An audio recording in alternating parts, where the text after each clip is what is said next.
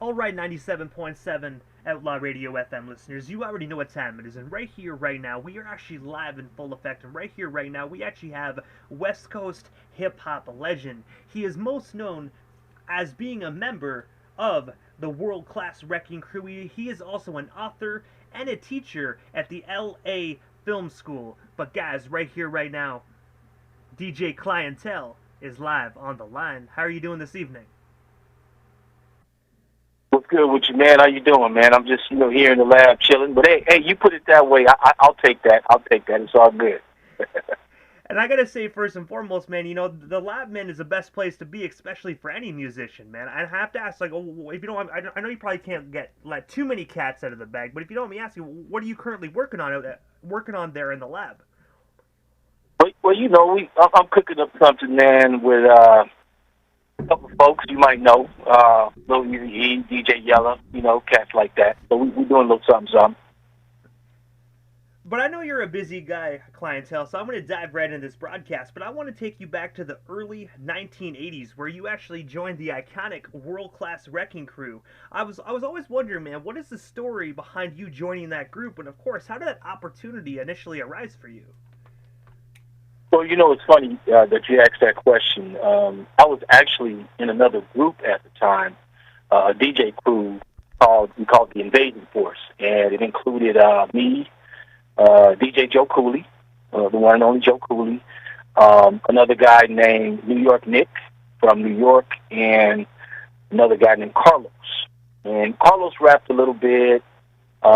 Nick was kind of more like our financial backer. Nick was actually a karate expert, and he was into martial arts. So he had a little gig. He had a little side business where he trained people in martial arts.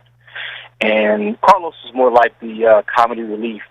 Joe was definitely, a hardcore DJ, and I was a DJ / MC. So we sort of started making a name for ourselves in Compton and the surrounding areas, Paramount, Lakewood, Long Beach, Huntington Beach, places like that. But every week at this club called the Eve After Dark, Lonzo would have rap contests. Lonzo meaning Grandmaster Lonzo, the Wreckin Cru. At that time, they were just Disco Construction Productions and just a DJ crew. Hadn't even gotten into music yet. So we'd go up there sometimes, not really to party or dance or anything like that, but me and Joe would go up there from time to time to watch the DJs. And one of the DJs that was the premier DJ was DJ Yella. And so one particular weekend, Lonzo was announced that they were going to have a rap contest. Now, I would go around L.A. County and different places and battle rap. I would jump into ciphers and do all of that, whether it was at school or parks. It didn't matter to me. I just jump in, and wherever I saw people, just rapping at the time, because I fell in love with rap when I first heard the song Rapper's Delight. So Lonzo was up there announcing, next week, we're going to have this rap contest, so come on up and bring your best rhymes and bring your dopest rhymes. So I'm like, cool, I got this. So that whole week, I worked on a routine with a friend of mine named McKinley, who would rap with me from time to time. But McKinley was kind of flaky. We had the routine down. The day of the contest, we were ready to go. We had it down like double trouble. We were going back and forth on each other and all that. He called me up, meaning McKinley, and said, "Man, I can't make it." I'm like, "What you talking about?" "Oh man, I'm caught up, man. I can't do the contest." So I'm like, "Man, that's crazy." So he would flake anyway. So I was already kind of prepared for that. So anyway, he said, "Man, just don't do one of those, routines you do with Joe Cooley at the parties and stuff." All right, cool. So went up there. I saw the other MCs up there. They were cool. They're all right. They were rapping about, their cars and their clothes and, how many girls they had and all that. But the one thing I noticed was they weren't motivating the crowd. MC means move the crowd. So I said, I got this. So jumped up there on stage, popped in one of those routines that I did, with Joe Cooley, getting the crowd involved, saying all these different phrases. Then I went into my braggadocious, routine. Then I went back to, the call and response. So, long story short, I won the contest. But here's the thing. The contest was for $100. Now, Lonzo dangled the carrot, but he didn't pay me that night. So he said, "Hey, man, listen, I'm working on something. I want you to come back this week. And, I want to talk to you about it." I'm like, "Yeah, that's cool, but this dude ain't paid me yet." Where's my $100? So I went back that week, and he sat me down in his office, and he started talking. Say, yeah, man, listen, I've been looking for somebody like you. You know, I'm gonna start making records, and you know, I want to you know, pull an artist in to do some records. Now at the time, he didn't know I DJ too, but so he just assumed that he was pulling in, you know, an MC. Now I thought about all that and everything. He did pay me my money. He did give me the $100. But as I was walking out, I saw this skinny kid who I was friends with in junior high school. And I said, oh, that's Dre. I said, well, if he's in this group, then it's probably something cool. So I'm going to go back and talk to my guys, and I'm going to join too. And little did I know that Dre actually wasn't in the Wreckin Cru at that time, but he ended up joining that week, and I ended up joining the same week as him. So we actually joined the Wreckin Cru the same week. Dr Dre is what I'm talking about. Talked to my guys, told Joe and them. They gave me, you know, they said, man, yeah, go ahead and do that, man. You know, good luck, and, you know, don't forget about us. So, and the rest is history, man. Lonzo pulled me into the studio. We did our first song called Slice with Yella, and boom, and we took off from there. And when you actually mentioned a few moments ago about the original name for the Wreckin Cru was actually Disco Construction, for the listeners that didn't actually already know that, I was wondering if you can actually shed some light on that particular name, and of course, what actually made you guys decide to change the name from Disco Construction to what we know it as now, the World Class Wreckin Cru? Right. So it was always Disco Construction. Lonzo was actually, his original name was Disco Lonzo. And then he was a mobile DJ in like the late 70s, early 80s. And he started managing and running the nightclub Eve After Dark. A friend of his by the name of Daryl Sweeney had observed, you know, some of the guys who were part of the mobile disco DJ crew taking the equipment, loading it up in the vans, coming into the party, loading it up, setting it up, and then breaking it back down, right? And so he was kind of joking, half joking. He said, well, because Lonzo was like, well, you know, I call these guys Disco Construction Productions. And he was like, well, what do you call those guys who take the stuff down? And Lonzo was like, he said, what do you call those guys who take the stuff down? The Wreckin Cru? You know, kind of half joking. And it kind of stuck. Well, at that time, Wreckin Cru was just sort of like the DJ crew, right? Or the crew that would come in and break down the equipment. But when I joined, we started sort of putting ourselves out there as a DJ crew and getting ourselves known on the radio, but we started making records. Another group who was actually called the Wreckin Cru heard about that, and it was like a loosely connected rock band or a group of rock guys that would get together from time to time in L.A. and make records. So they would call themselves the Wreckin Cru with ING and CREW. We got in touch with our attorney and said, hey, man, there's another group here that's threatening to cease and desist. What should we do? He said, look, if you malappropriate the name, misspell it, and add some stuff to it, then you're probably cool, seeing that you guys are both in L.A., that could cause some conflict. So we added World Class, and then we changed the Wreckin Cru, took the G off, and we changed the crew and spelled it CRU instead of CREW. So we were able to get away with that and survive on that. So that's kind of like where the World Class Wreckin Cru name came from. And one last question I have pertaining to the Wreckin Cru before we actually move off this topic. As you already know, DJ Yella and Dr. Dre, like they were originally World Class Wreckin Cru. Then they went on to NWA. I have to ask, did you actually witness the very beginning stages of NWA and the Posse? I was asked to join NWA, and if you listen to Boys in the Hood, I'm on that song. But at that time, I was in college, and I was in a particular department where the professors, you know, they wouldn't promote that. They wouldn't want me promoting sort of like what they understood NWA to be. So in addition to that, you know, I had seen too many of my friends get caught up in gangs and drugs and whatnot. So I decided to go a different route. I declined the offer, you know, a few times. But I always supported them, and I always supported what they did. Those are my brothers, even to this day. You know, everything they do, I'm proud of it. And I actually was going to start working with Easy before he passed. And I'm working with his son now. We've done stuff together, already.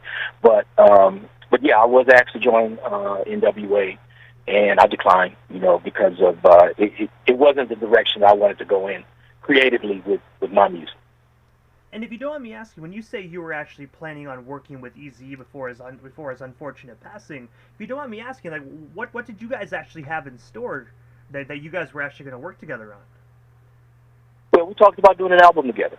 We definitely wanted to do some songs together. I actually did do a song for the Ruthless Radio show.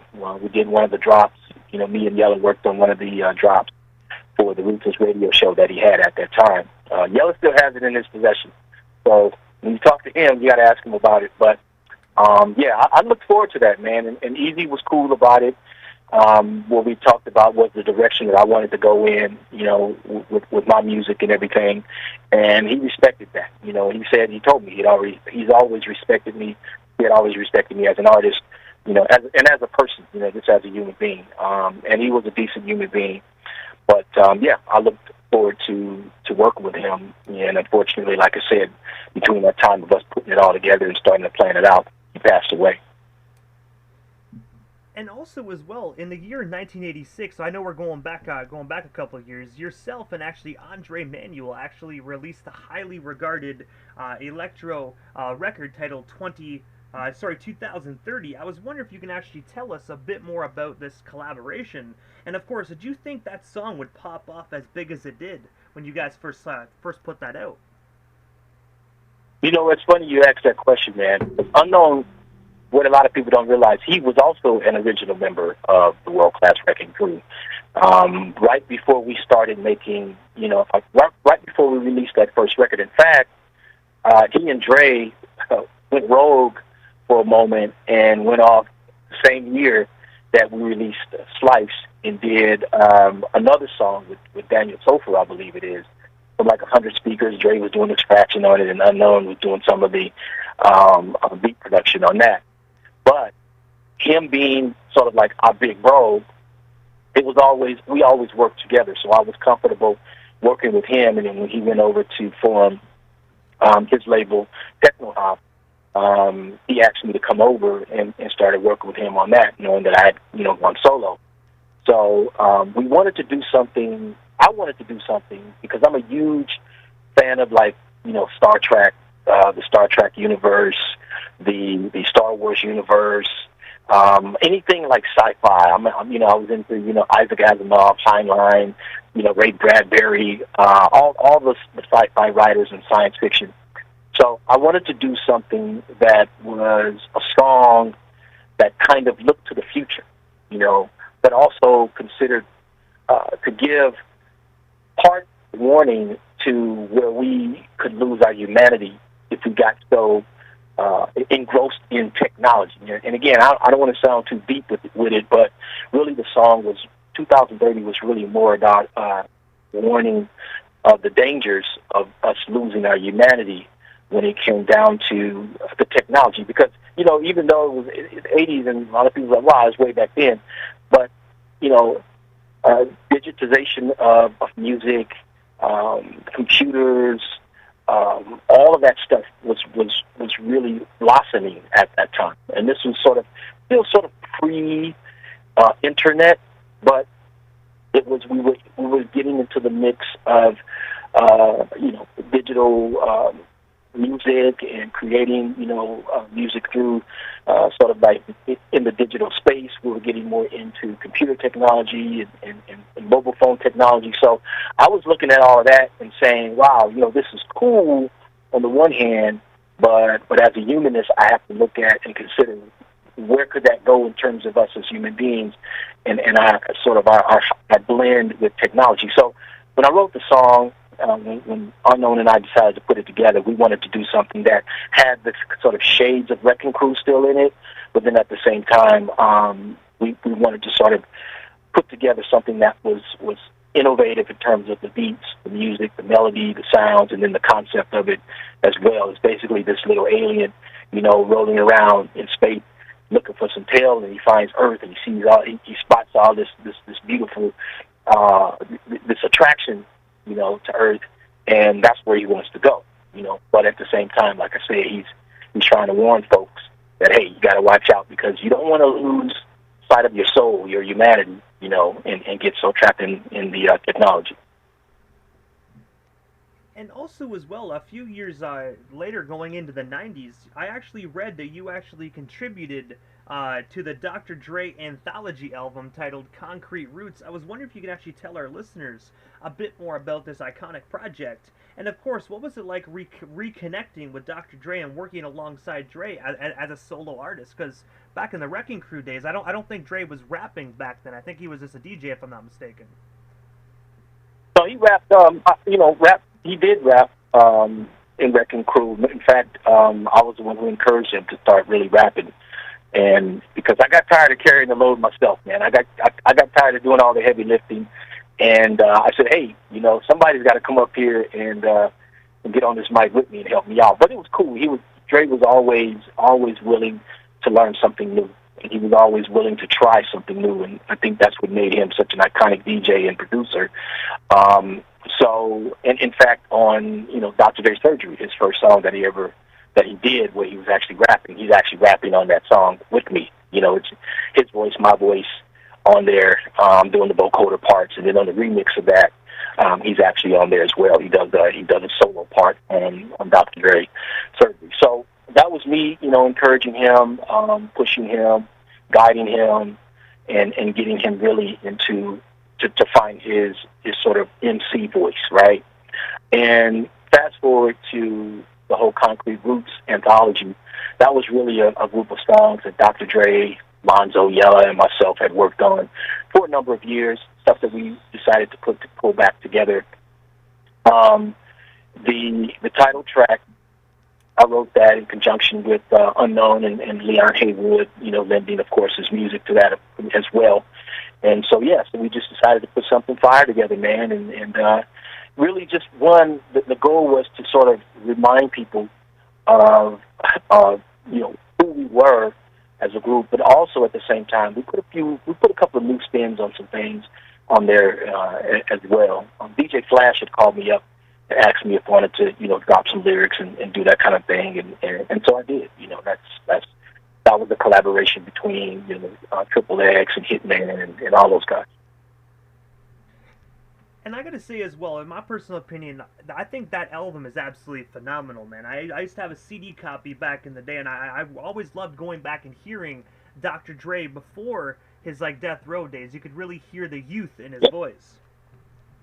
Yeah, a lot of people hear Dre post Wreckin Cru, but when you really listen to some of the earlier works that we did with Wreckin Cru, I find it just as pleasing, just as good, because it's fresh.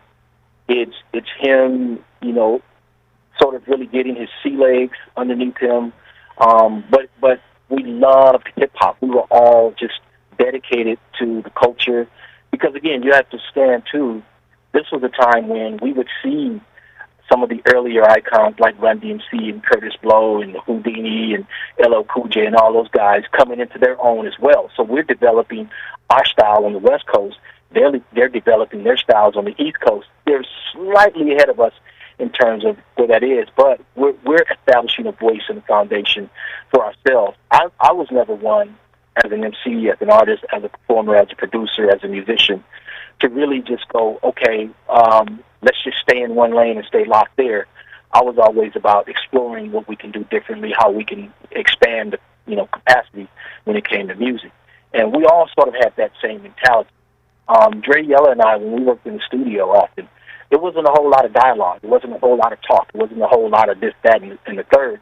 It was, we kind of had a hive mind. Like, we knew what each other needed and wanted, and we would just go to it. We were respectful of each other, very, very professional. And, to this day, like I said, they're my brothers, man. And we just had a synergy, about every time we put something down. And you can hear it in the Wreckin Cru's music. You can hear that sort of that freshness. You can hear that sort of newness. You know, you can hear the enthusiasm and the love of hip hop music. You know, whether it's something fast and up tempo or slowed down. And even when you listen to NWA, go back and listen to some NWA stuff. It's really just Wreckin Cru slowed down. And also as well, in the 90s, I actually read that you actually moved all the way to Japan, where you actually released the iconic album, Shining on the Funk. I was wondering, what actually made you decide to venture from California all the way across the world to Japan? And of course, could you shed some light on this iconic album? Well, you did your homework, man. Yeah, they treated me well there. Flash had given me, DJ Flash, not the Flash from New York, but Flash from the Rappers Rap Group, had given me that opportunity with Yasumi Takeuchi, who was the head of Blue Dolphin Records, to go to Japan and work on an album with some very prominent people. Hiro Kuretani from Vortex, the group, and a guy named Taka Yonoshi.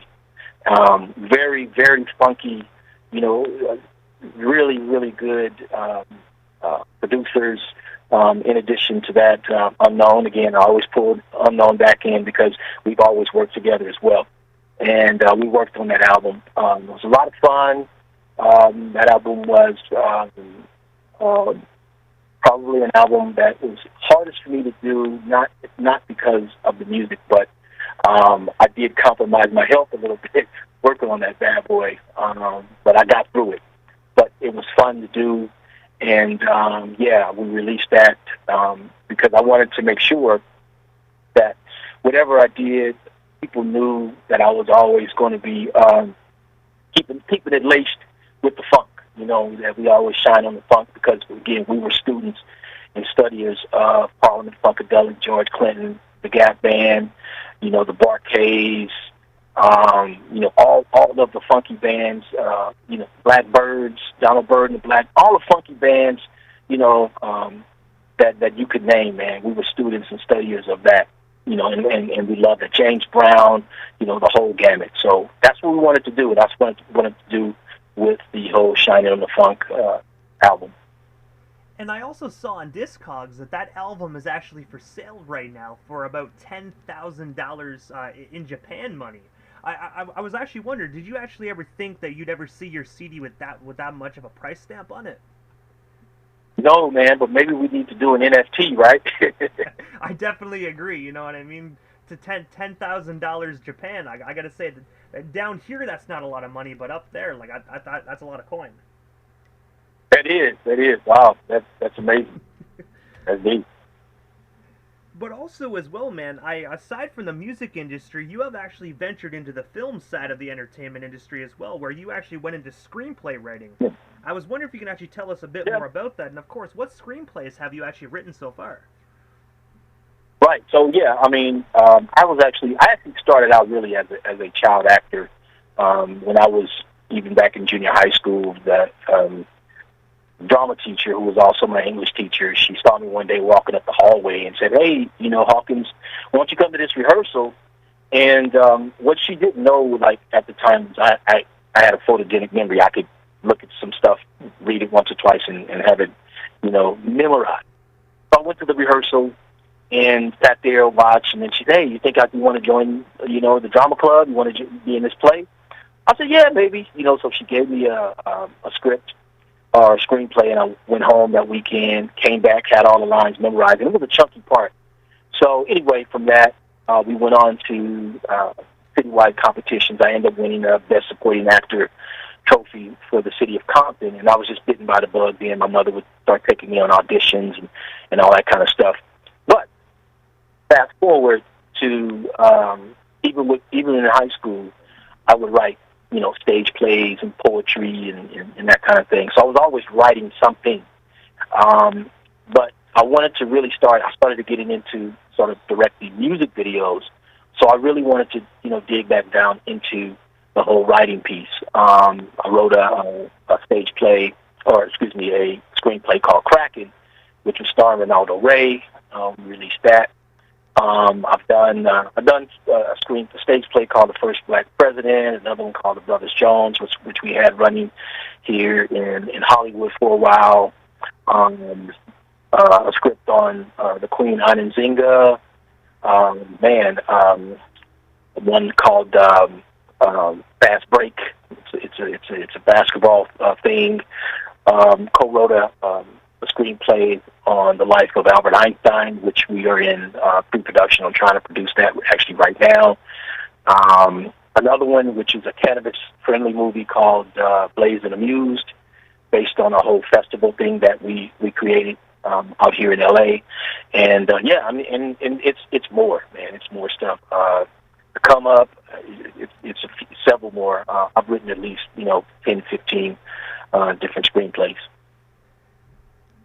And also, as well, I actually read that you were actually a professor at the LA Film School. I was wondering if you can actually tell us a bit more about that position, and of course, what is it like actually sharing your film industry knowledge with your students over there at the LA Film School? Well, it's a blast, man. Being able to pay it forward, and it's something that has always been near and dear to me. In fact, one of the things I promised my mother, no matter what, because even with Wreckin Cru, I promised her that no matter what, I was going to finish school. She said, okay, you can get into this music thing, but you have to promise me that you're going to finish, school. And it wasn't easy. I'm not going to sit here and sugarcoat it and say, wow, a few times, I thought about, man, I'm on tour, but I got this 10-page paper to write, or I'm on tour and I got 50 pages, to read. Professors didn't care about that. They didn't care if I was on tour. They didn't care if I was DJ Cli-N-Tel or CliNTel or Boo Boo Kitty. They didn't care. They just like, look, you got to finish the work. It's due. You got to be in class. There it is. So I had to figure out ways, creative ways, to stay in school, but at the same time, meet my obligations as an artist. But I'm glad I did it. I'm glad I did it because it informed me about a lot of different things. And I know every artist can't do it, but I just figured out a way to make sure that I did finish school, and I continued on. I went on and earned a master's degree in education and all that. And so, I started working in education, working with younger people. And so with LA Film School, my opportunities are great because I'm able to impart a lot of the industry knowledge that I have and experience that I have onto the other students. It's almost like that Akan saying. It's like if a person goes up the road and they come back to tell you what's ahead and they have integrity, you listen, right? So that's basically what I'm doing. I'm able to really pay it forward. And it's a blast, man, because I'm able to speak their language and share in the experiences and bring in people who I know, from my walk of life that are in the real world of where they're trying to go to and give them opportunities to have that firsthand knowledge and really be able to touch, see, and hear these folks in real time, speak about the industry. And I gotta say as well, I've heard nothing but great things about the LA Film School. I have to ask, has there ever been, I know it's probably a dumb question, but has there ever been any huge actors that ever came out of the LA Film School? Oh, I'm pretty sure there's been several, a few. And the alumni, I mean, everybody, like folks who worked with, like Bruno Mars to Brandy, have come out. Because it's both, in addition to the LA Film School, it's also the LA Recording School. So, you have students from both, walks of life, and then you have students that are in the entertainment business, degree section as well. So, yeah, I mean, everybody who's, like, people who worked with major artists, have come out of LA Film School and LA Recording School. Very, very prestigious school, big reputation, internationally. And like I said, I'm having a blast, really, being there and being able to, work with some bright young minds who will be the future, Jay-Z's and Cassavetes and, Spielbergs and, Dr. Dre's and all that stuff, man. And Ice Cube's, too. I can't forget my little bro Ice Cube, man. Yeah. And also as well, November 17th of 2019, you actually released the autobiography book titled Essays and Writings of a Modern-Day Renaissance Man. I was wondering, what actually made you decide to get into book writing? And of course, for the listeners that haven't already purchased themselves a copy, where can they actually snag themselves a copy of this phenomenal book today? Right, yeah. So it's the title is DJ Cli-N-Tel, the autobiography, essays, and writings of a modern-day Renaissance man. They can purchase it at BarnesandNobles.com or Amazon.com. And, yeah, you know, what I wanted to do really was to kind of set the record straight and really make sure that the correct narrative about me was out there. Because, you know, when other people tell your story, when other people talk about you, there may be some gaps in their memory, or the perspective may be different, you know, as they see it. But I think it's important that, you know, you tell your own story, that I tell my own story, that I make sure that I fill in those gaps. In fact, the idea kind of came out of a conversation I was having on the set of Straight Outta Compton with Ice Cube. And I came up to him, I said, hey, man, listen, thanks for doing this. You know, thanks for putting this movie together, because, you know, it's important. You know, it's important that, you know, that our story is told. He said, man, you know what? I really wanted to do this to shed a light on the West Coast and give everybody, you know, a chance, an opportunity to tell their own stories, too. And boom, the little light went on in my head, like on the cartoons, ding. And so, yeah, immediately after that, I started gathering up my notes and saying, yeah, it's time for me to really sit down and go ahead on and finish this book. So, yeah, so that's what I did. I was able to, you know, sit down, put it together, and really share some of the intimate moments and the origin stories, too, of Dr. Dre, of Ice Cube, of DJ Yella, of Wreckin Cru, some of which we're talking about here, but also in more detail on some other things.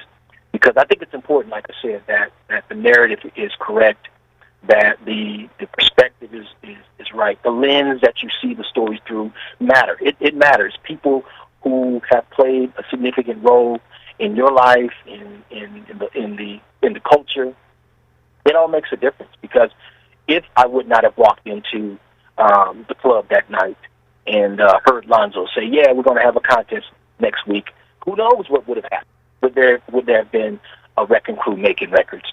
And that family tree then goes from, you know, of course, Wreckin Cru to NWA, you know, to then, you know, Death Row Records, Aftermath, and 50 Cent, and Eminem, and Kendrick Lamar. And, I mean, the family tree, that DJ Quick, the family tree of Wreckin Cru is probably scary to a lot of people when you start to really look at all of the tentacles and branches and the roots, first of all. I mean, I look at myself, Dre, Lonzo, and Yella as the root of the tree, and then when you start looking at the various branches, it's mind-blowing. I mean, and I'm just humbled to even be, you know, one small part of it, one small spark that sort of lit the fuse and then ignited the flame to create, you know, what we've been able to do in the culture of hip-hop. Because, again, we love hip-hop culture.